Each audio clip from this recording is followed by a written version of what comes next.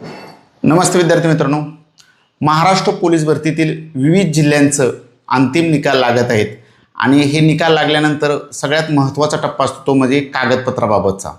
आणि कागदपत्रामध्ये सगळ्यात महत्त्वाचं एक असं परिपत्रक आहे की फॉर्म भरण्याची जी शेवटची तारीख आहे त्याच्या आतली सर्व कागदपत्रं असली पाहिजेत. त्यातही सर्वात महत्त्वाचं कागदपत्र म्हणजे नॉन क्रिमिनल आहे. कारण बऱ्याच वेळा पोलीस भरती प्रक्रियेत निवड होऊन सुद्धा काही विद्यार्थ्यांना बाहेर पडावं लागलेलं आहे. तर ते सर्वात महत्त्वाचं कागदपत्र कोणतं असेल तर नॉन क्रिमिनल.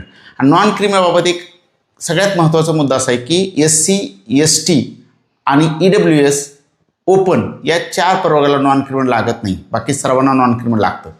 नॉन क्रिमिलियर सर्टिफिकेटबाबतचं एक परिपत्रक असं आहे की ते लगतच्या वर्षात लागतं. नॉन क्रिमिनलला उन्नत व प्रगत गटात मोडत नसल्याचं सर्टिफिकेट म्हणतात आणि ते लगतच्या वर्षात लागतं. म्हणजे समजा पोलीस भरती 2022-23ची गेल्या वर्षीची पोलीस भरती होती, तर त्या भरतीसाठी 23-24 या लगतच्या वर्षाचं नॉन क्रिमिनल आवश्यक होतं. त्याचबरोबर आत्ताची जी पोलीस भरती आहे ती पोलीस भरती 2024-25ची पोलीस भरती आहे आणि त्याचं लगतचं वर्ष 2025-26 या 2025-26 आर्थिक वर्षातलं नॉन क्रिमिनल असलं पाहिजे, अशी अट आहे. पण दुर्दैवाने महापोलीस हे शासनाचं महाराष्ट्र पोलीसचं जे संकेतस्थळ आहे त्याच्यावरती उमेदवारांसाठीची माहिती या कॉलममध्ये स्पष्ट दिलेलं आहे की आत्ताची जी भरती आहे त्याला 2022-23चं जे नॉन क्रिमिनल लागत होतं 23-24चं तेच आहे असे प्रिंट होऊन आलेलं आहे. त्यामुळे मला असं वाटतं की यावर्षी नॉन क्रिमिनलमधून कुणीही विद्यार्थी बाहेर पडणार नाही, कारण त्यांच्याकडून एक अशी गंभीर चूक झालेली आहे.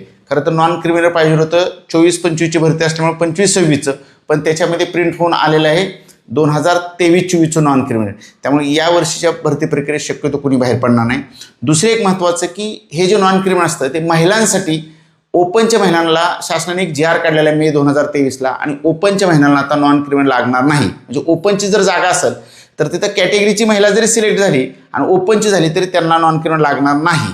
पण जर तुम्ही आरक्षित प्रवर्गातून फॉर्म भरणार असाल तर मात्र नॉन क्रिमिनल महिलांना सुद्धा 100% लागतं. धन्यवाद.